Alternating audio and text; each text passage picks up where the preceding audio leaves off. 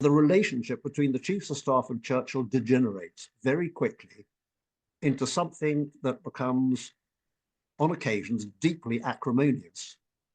Bad language, tempers being lost, including when Churchill is present with the chiefs of staff, or the chiefs of staff are attending the war cabinet, when Churchill gets very, very angry with them, and they, in private, get very, very angry with him. And Ismay is caught between the two. It's a role that is hugely important because Ismay gets to be known in Whitehall as the man with the oil can, because he's constantly pouring oil on troubled waters.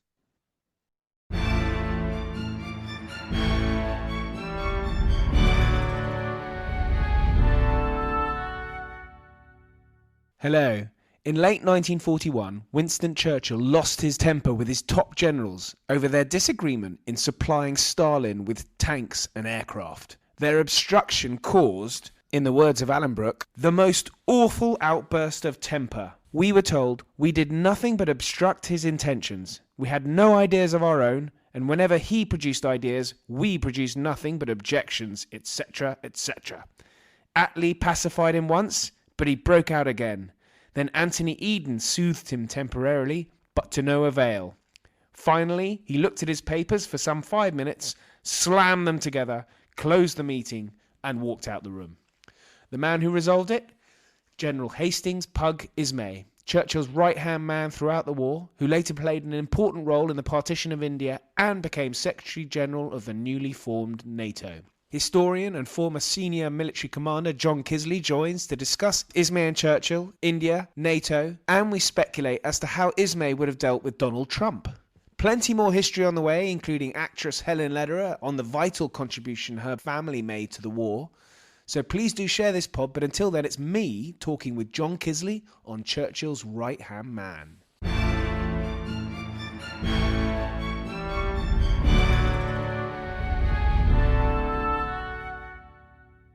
John, welcome to the podcast. It's a great pleasure to have you on. Thank you very much for joining me. Ollie, it's a pleasure. Thank you. And we are here to talk about Pug Ismay and the title of your book, Ismay, Soldier, Statesman, Diplomat. And this is a figure that I was just explaining to you before we started recording for the benefit of listeners. I was being very complimentary about the listeners, saying how clever they all are, and they'll probably have heard of, be familiar with Ismay, but maybe not familiar with exactly what he got up to throughout his career, because it's not as though he was a sort of a general in the mold of Montgomery during the Second World War, in that he didn't have a sort of field command, but he was more of a strategist. Is that right? That's absolutely right. And in a way, he's a very unusual subject for a biography, because normally readers are interested in generals who've done things, who've commanded hundreds and thousands of men, who've won wonderful victories and battles, who are very well known. They're warriors. And Ismay really was a staff officer, and a most unusual one at that, who rose to the highest rank, having never commanded anything above a battalion, unit level, that's to say. And what he did command at that level was something quite extraordinary, the Somaliland Camel Corps. Because British Somaliland, modern-day Somalia, was where he spent the First World War, because he'd been sent there just before the war started from India, because he's in the Indian Army. And although he distinguished himself in the 5 years that he was in British Somaliland, it was to his tremendous frustration, because he longed to be where what he would call the real war was, on the Western Front or in the Middle East. And he felt, because he had been relegated to what he called a backwater, and quite right it was, nobody ever heard of it, he felt that after the First World War, his career would be finished, because nobody wants somebody who spent the First World War chasing dervishes around a desert to be commanding anything that was modern 20th century industrial level warfare. And he came back from British Somaliland in 1920 intent on resigning from the army because he felt so strongly that his career was finished.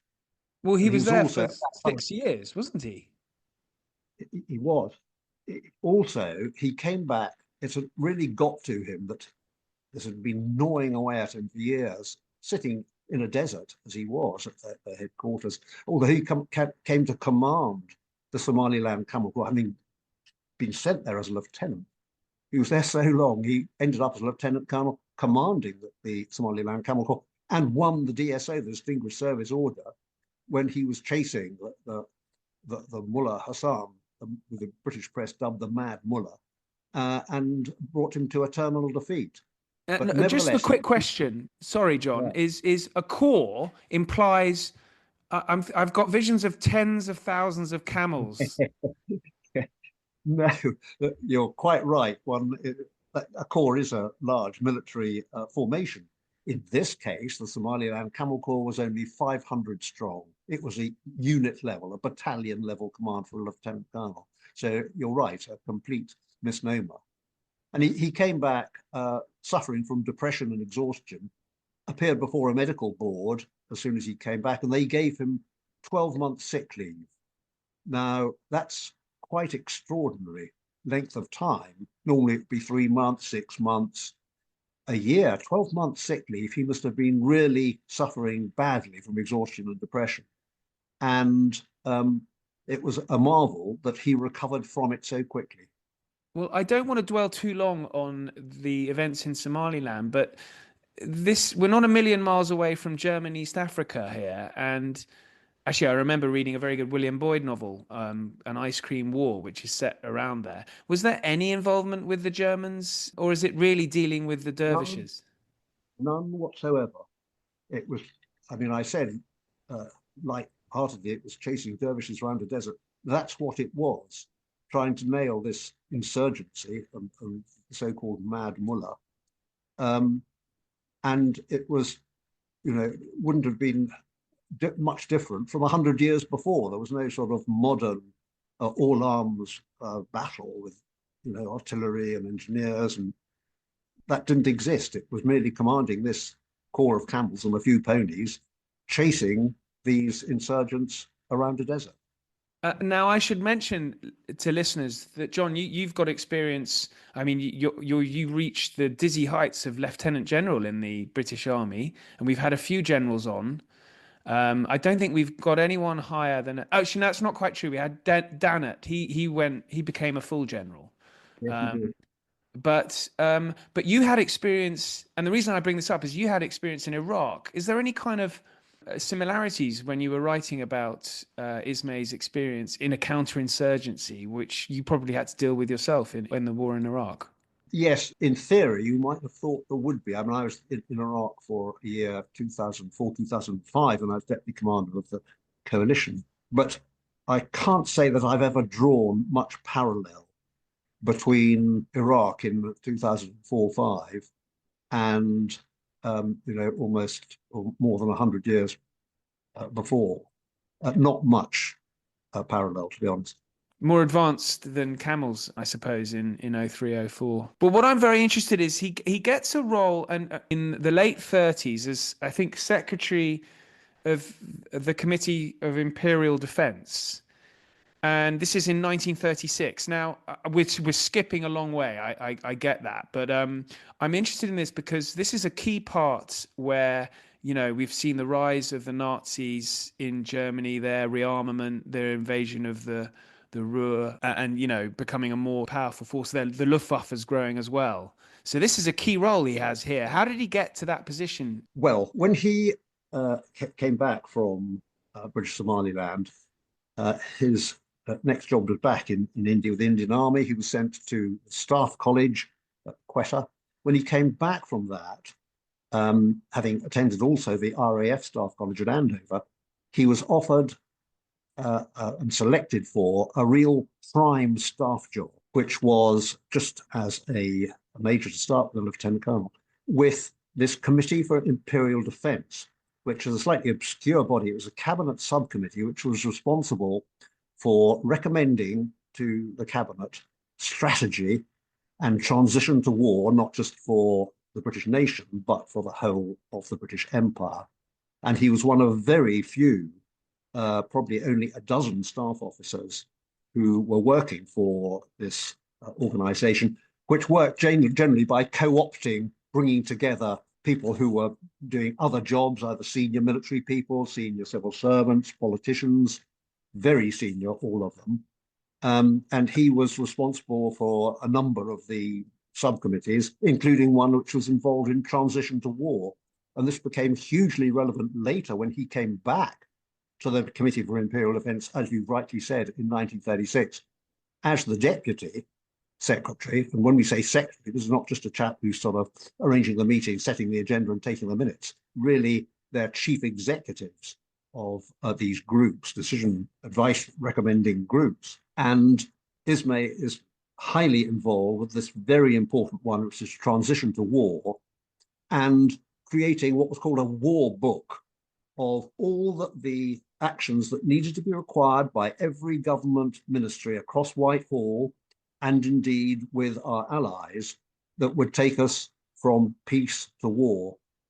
It was hugely important. And when he takes over as secretary of the Committee for Imperial Defence in 1938, it's just at the time that Prime Minister Neville Chamberlain is in his shuttle diplomacy with the Germans, with Hitler, and which culminates at Munich, the Munich Agreement that people have heard of. And he was expert in this transition to war. And when war comes in 1939, and all these procedures have to go into effect, they work like clockwork. And his reputation in Whitehall hugely went up about this.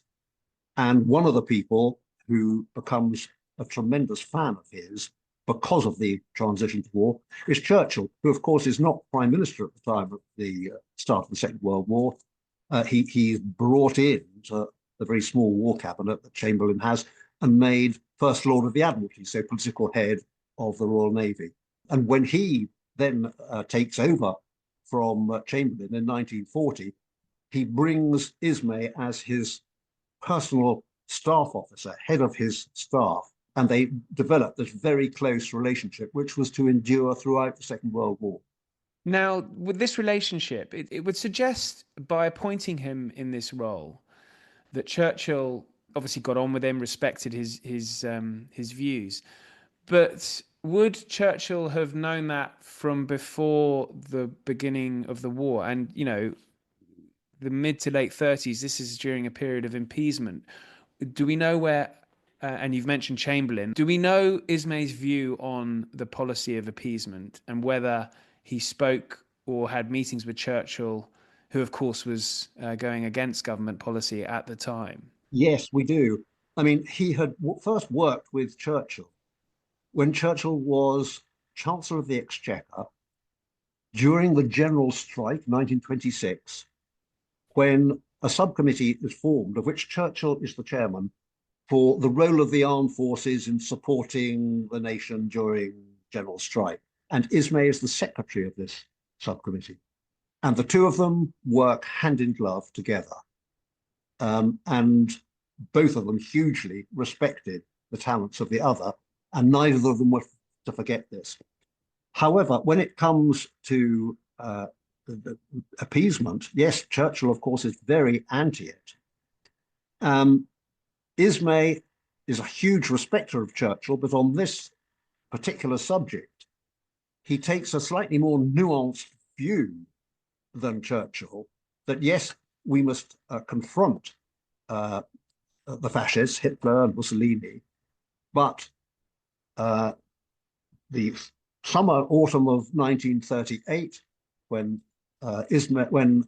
Chamberlain is involved in this shuttle diplomacy with Hitler, Ismay felt was not the right time to be going to war. He felt that Britain was too weak, too vulnerable as compared to Germany, and that the clever thing to do would be not to choose war now, but to be absolutely clear that one would need probably to go to war in future and work on that basis. And Chamberlain, he writes an important paper for Chamberlain before Chamberlain goes to Munich saying this. And one can criticize Ismay for not recommending that Britain went to war in 38, because, as some other historians have pointed out, although certainly Britain was much stronger a year later, in 1939, September, that the Germans were probably even stronger themselves on what they'd been in 38. So this is a period and a decision over which historians disagree. Yes, indeed, indeed. His period where he's chief of staff to Churchill, then. Have I got the title right there? Sort of. Really, chief staff officer is, I Okay. think, more illuminated. That was the actual title. But of course, there are the service chiefs of staff, the head of the army, the chief of the Imperial General Staff, the head of the Navy, and the head of the Royal Air Force, senior generals, who are the chiefs of staff. And it's slightly confusing if one says that Ismay was also a chief of staff. He wasn't. What is surprising, and it certainly surprised those chiefs of staff, was when Churchill made Ismay a member of the Chiefs of Staff Committee, which he does straight away in 1940.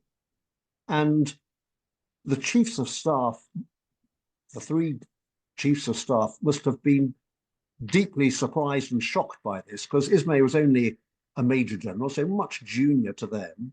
He wasn't a chief of staff, and he'd been secretary of the Chiefs of Staff Committee.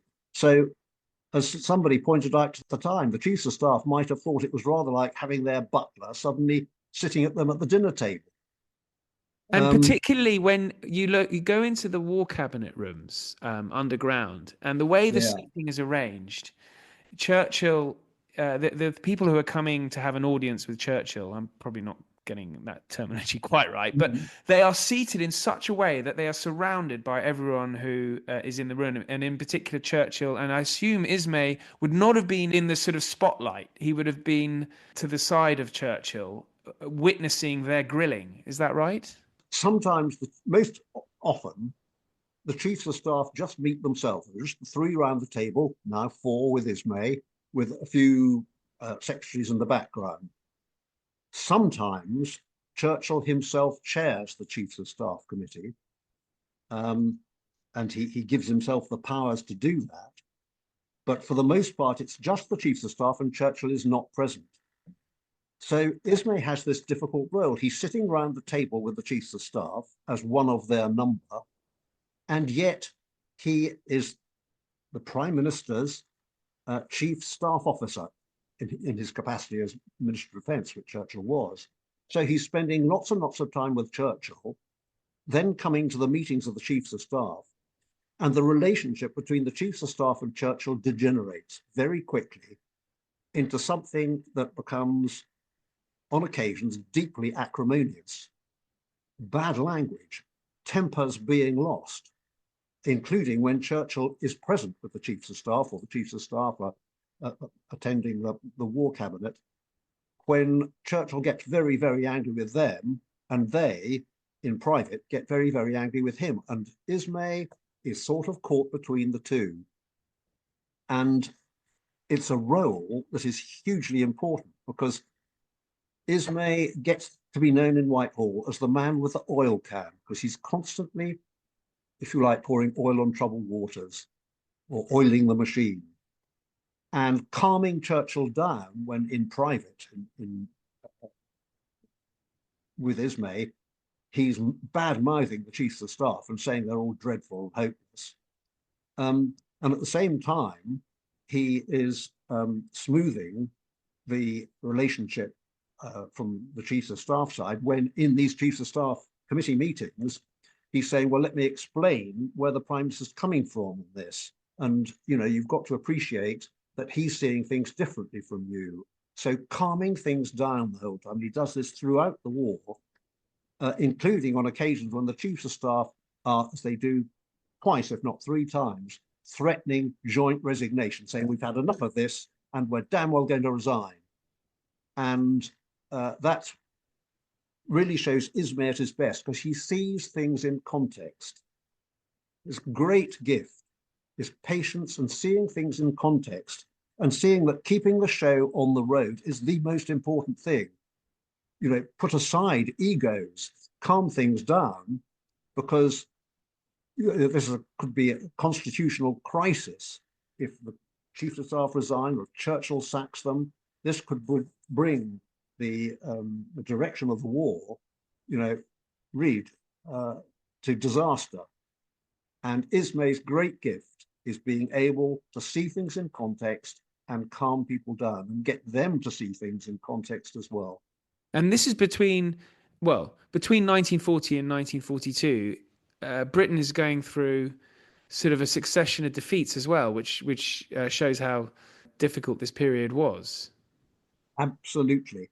And at this time, of course, Churchill, it's not just the chiefs of staff who are the objects of his intense ire, it's also deployed commanders in chief, particularly in the Western Desert during these years, when the commander in chief is General Wavell, and then after he's sacked, General Auchinleck, who again Churchill sacks. And Churchill is constantly bombarding these commanders in chief with direct telegrams telling them to, buck up and get on with it. When they're trying to suggest that, now is not the time for an offensive, the troops aren't ready, they haven't got the right equipment. And again, Ismay spends a great deal of time trying to ease and conciliate this relationship to avoid awful crises and sackings. And he spends a great deal of time trying to ease this relationship, firstly with Wavell and then with Auchinleck. But in the end, Churchill sacks both of these people. Hello, Ollie here. Please forgive my interruption, but I wanted to let you know that at Aspects of History, we produce a digital magazine featuring articles, interviews, short stories and book reviews of the best historical writing available. Authors featured including Ben Macintyre, Lucy Worsley, Andrew Roberts and plenty more. An annual subscription is available for only $9.99, that's pounds or dollars.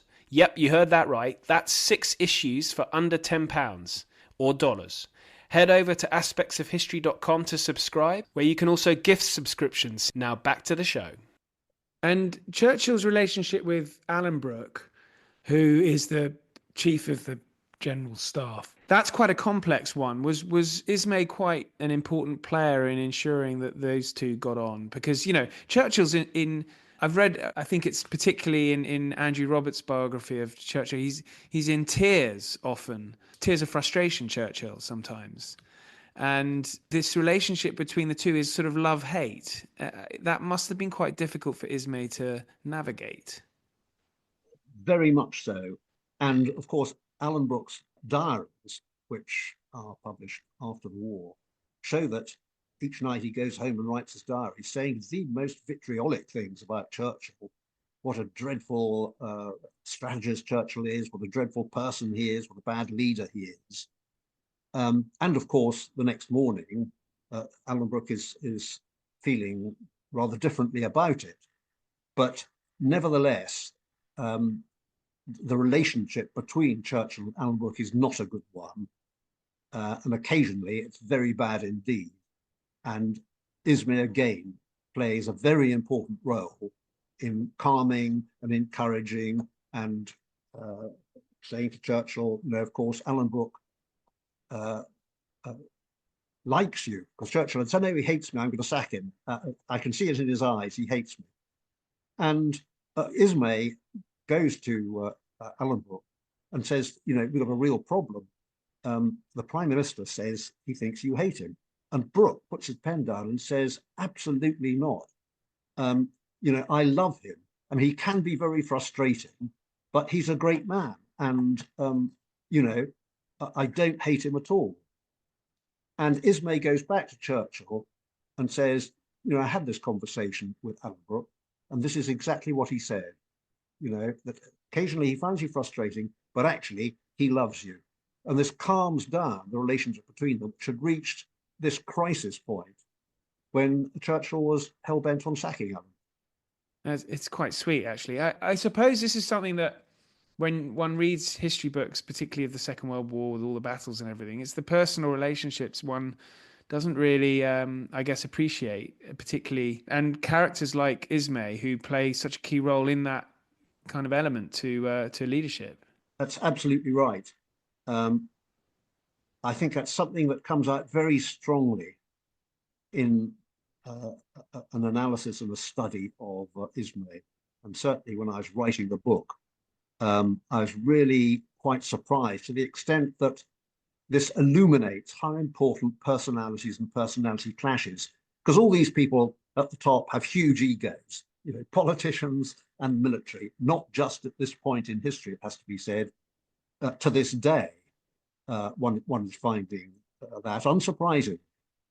And the clash of egos can really uh, uh, crash the car, so to speak, if somebody's not there to ameliorate things, conciliate, see the bigger picture, and calm people down. And I think it's one of the great lessons from Ismay's life is just how necessary somebody is at that level if these egos start clashing to be able to calm things down.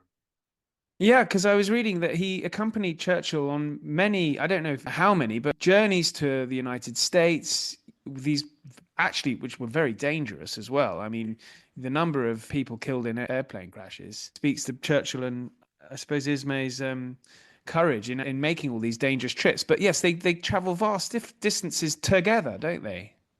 Very much so. In fact, from 1940, May, to July 45, when we have the general election in Britain and Churchill and the Conservative Party are thrown out, Churchill and Ismay spend more time together than anybody outside the Churchill family does with Churchill, because he's at Churchill's bedside at 9 o'clock in the morning to get instructions for the day, which Churchill gives while still in bed, having done a bit of work.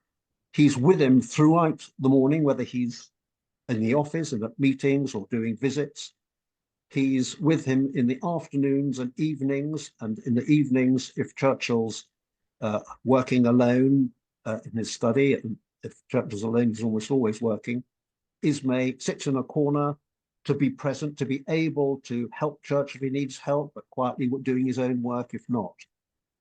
And then when Churchill goes away to these overseas conferences, which he does, 6 or 7 of them between 43 and 45, major conferences, always with the Americans, but with obviously others as well, Russians in particular, that there is Ismay by his side. Ismay plays a huge part in these meetings.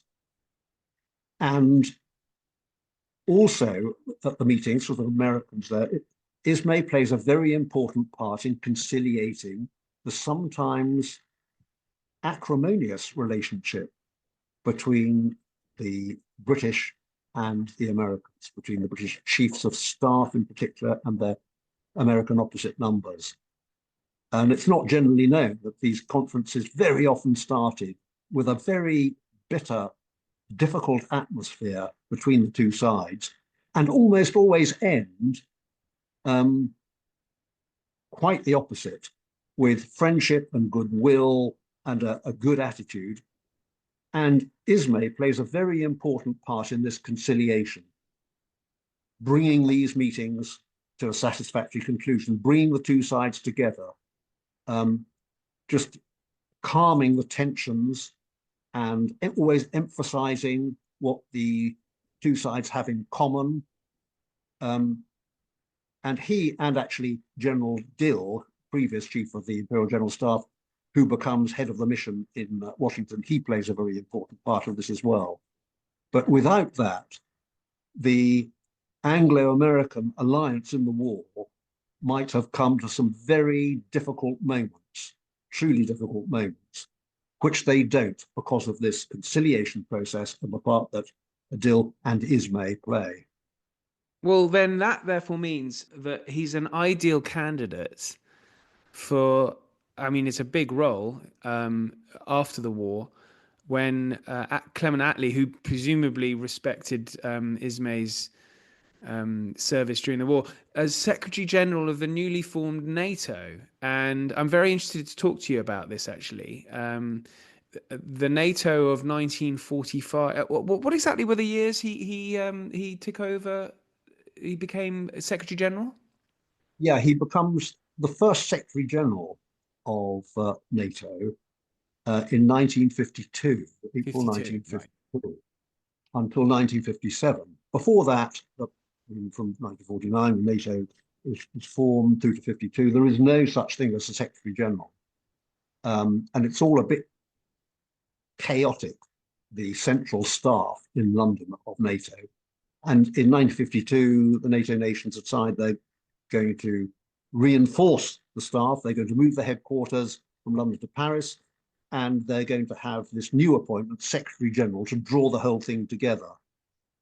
And Churchill, they decided that the first incumbent would be a Brit, and Churchill chooses Ismay to do this. So Attlee had nothing to do with it, right? Not by the 1952, because of course there was another election in 51, October 51, where Labour are out and Churchill is back in. So by the time of March, April 52, this is Churchill's decision.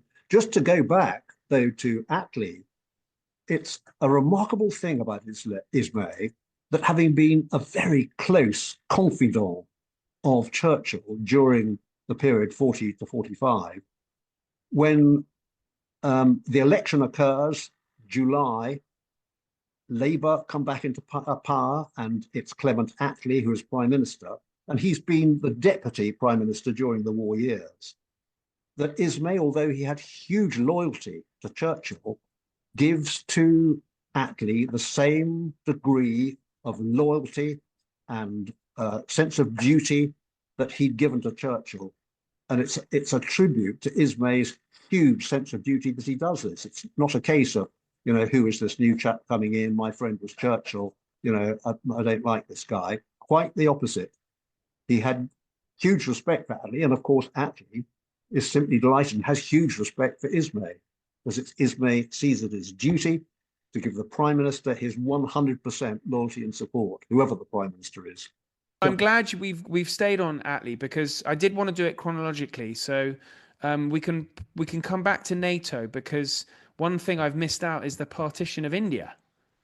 Now, listeners will be completely up to speed on that, because they've all listened to the episode with Barney White Spunner, who I know who's written a masterly book of the partition. But Ismay's role here is very interesting, and I did have a question about this. I forget his exact job title, but one thing that Barney had made a point of, which I found quite persuasive, was the violence that was underway before and during and immediately after partition in August 47 was so widespread because the Indian army remained within barracks.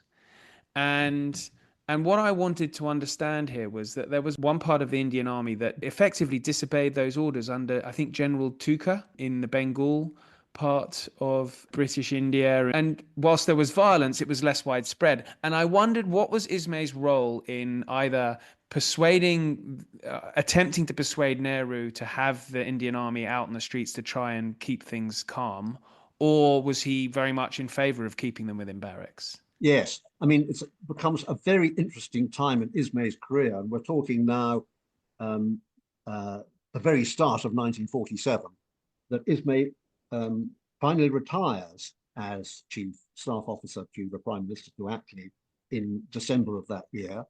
He's given numerous honours, including a barony, so he's now Lord Ismay.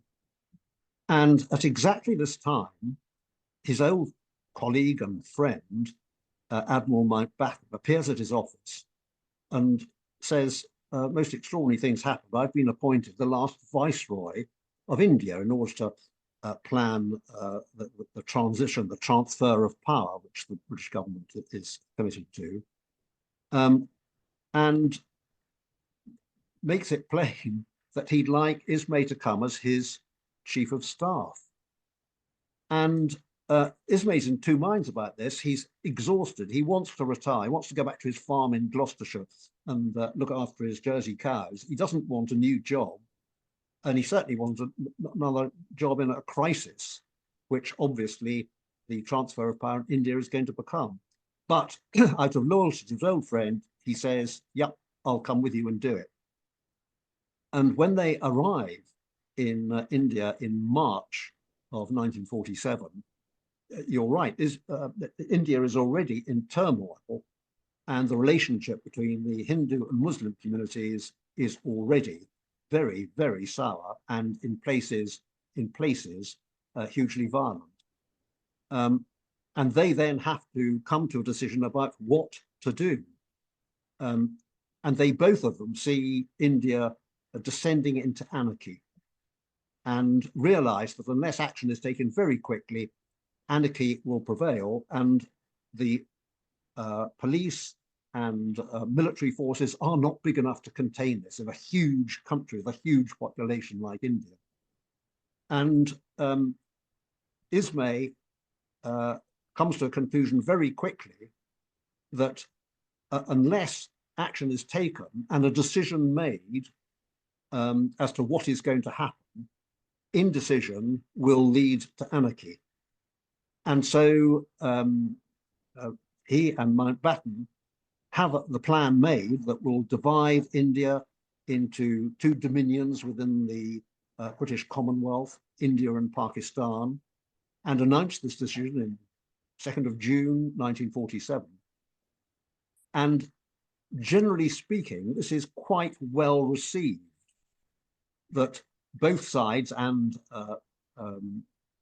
others involved see advantage for themselves in this.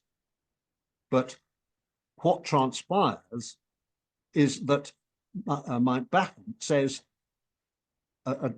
this transition will take place, partition, in 6 weeks' time on the 15th of August. And whether Ismay is consulted about this and to what extent is unclear. But there is so much to do of huge importance in that 6-week period that really this is too fast, and even a few extra weeks would have been advantageous. For example, one of the biggest challenges, is the huge Indian army has to be split between two different sides, two opposing sides, India and Pakistan. And actually all the Indian army regiments are mixed religion. There is no part of the Indian army that is purely Muslim, for example. And the regiments and brigades and divisions get on very well.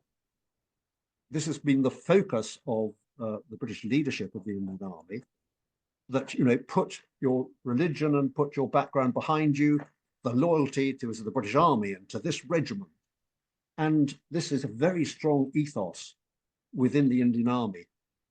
And it's a huge problem to divide the Indian Army in 6 weeks. And Auchinleck, who is now Commander-in-Chief of the Indian Army, old friend of Ismay, as I've said, says to Ismay, this won't happen. It can't be done in this short time scale. Ismay, to start with, agrees, but then having interviewed both Nehru of the Hindu Party and of Jinnah of the Muslim League, realized, particularly from Jinnah's point of view, that Jinnah will not accept this political solution unless he has his share of the Indian army, i.e. all the Muslim troops, under his command.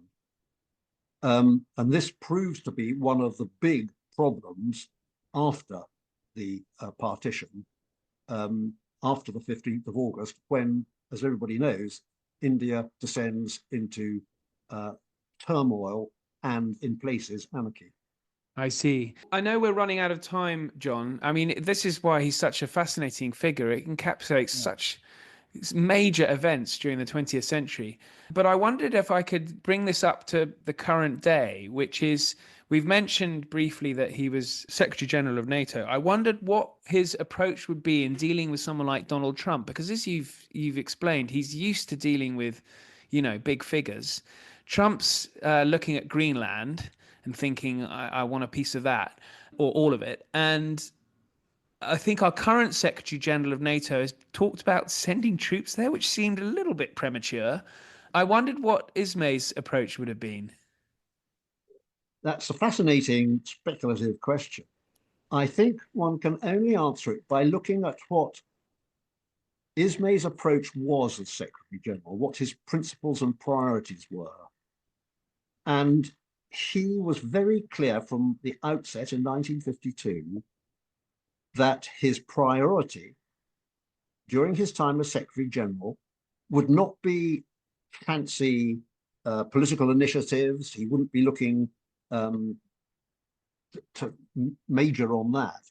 That his job was to build the foundations of NATO so that it was cohesive and had huge unity between the member states, the 14 member states.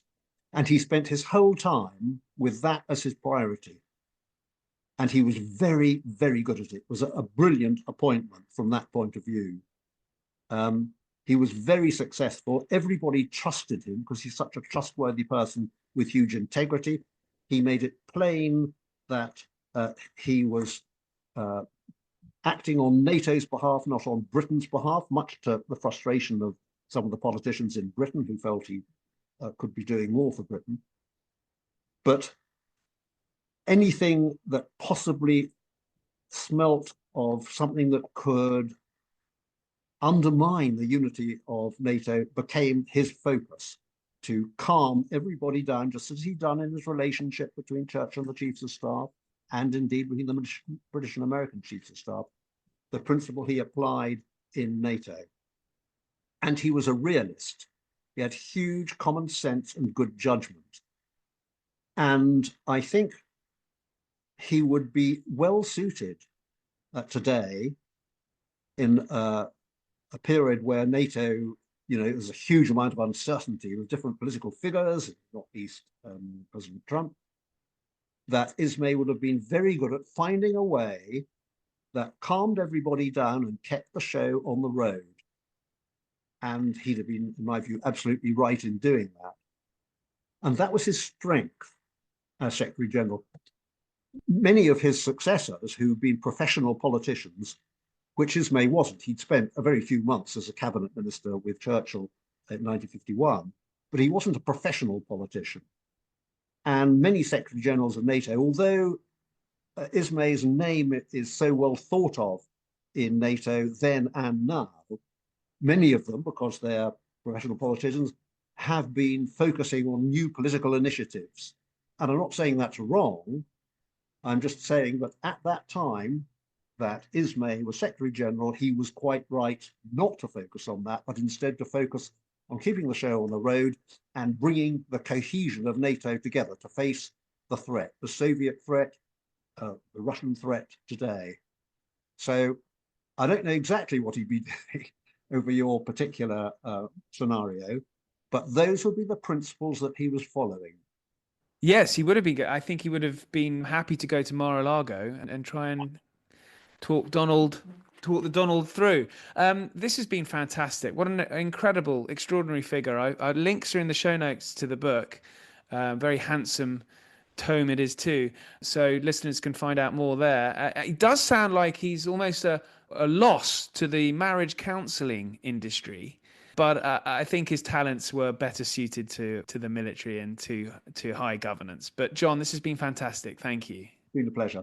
Thanks so much for listening. Plenty more history on the way, and we've got the film club on Wednesday, and it's The Third Man. So until then, thank you and good night.